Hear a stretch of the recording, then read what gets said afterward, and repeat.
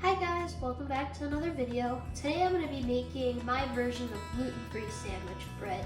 It's very good for making sandwiches, cooking with, or just using as an everyday style bread. So to make this bread, I'm going to start off with a bowl from a stand mixer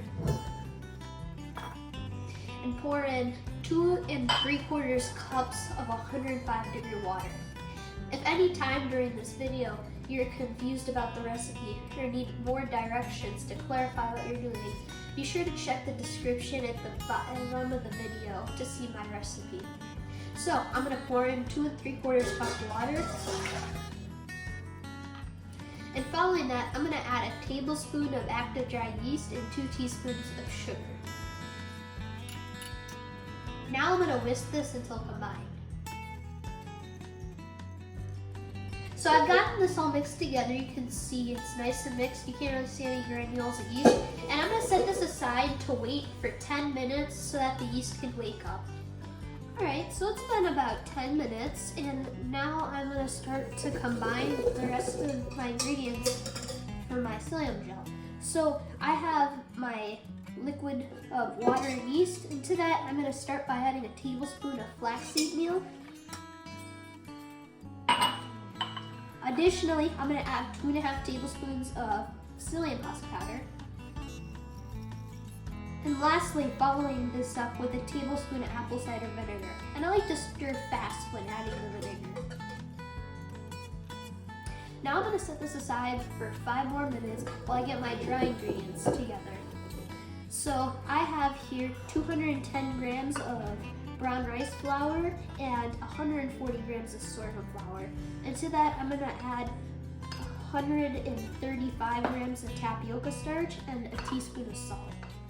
Okay, so while I got my mix mixed up, while this sat, I got out the stand mixer and coated a bread pan with some rice flour and some oil so that the loaf slides out when it's done baking. And I'm going to slowly incorporate my dry ingredients until they're all incorporated. Alright, so I'm just about done mixing in all my dry ingredients. It's okay if you have a little bit that's still unincorporated. Now I'm going to turn this onto a work surface just to shape it. It's normal for your dough to be a bit sticky. And now what I'm going to do is finish incorporating this into a ball, getting all the bits that might have not, and then I'm going to roll it out to shape my bread pan. Now that I got this somewhat together, it is going to be still sticky, and I'm just going to try my best to get it shaped in. There we go. So as this rises, it's going to push out and coat the sides, and it's going to expand. And it'll be okay at the end. Now I'm going to let this rise for about 30 minutes, and in that time I'm going to preheat the oven to 425 degrees to bake. So while my oven heats up, I'm just going to let this rise. Alright, so it has been about 30 minutes and my dough has risen up quite nicely. Now I'm just going to bake this in the oven for about 45 to 60 minutes in its pan. After that, I'm going to take the loaf out of its pan and let it sit on the racks of the oven for an extra 10 to 15 minutes, paying extra attention so that the loaf doesn't burn.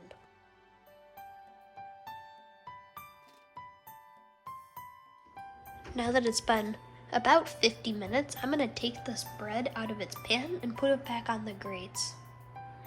Perfect. Just to let it sit like this, and I'm going to let it sit for 15 to 20 minutes.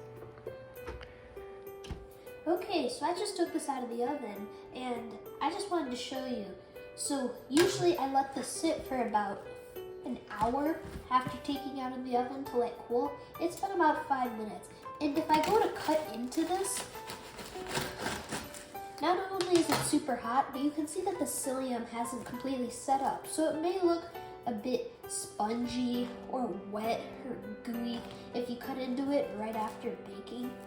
But that's why I recommend you take at least an hour to let this rest so that it can fully set up.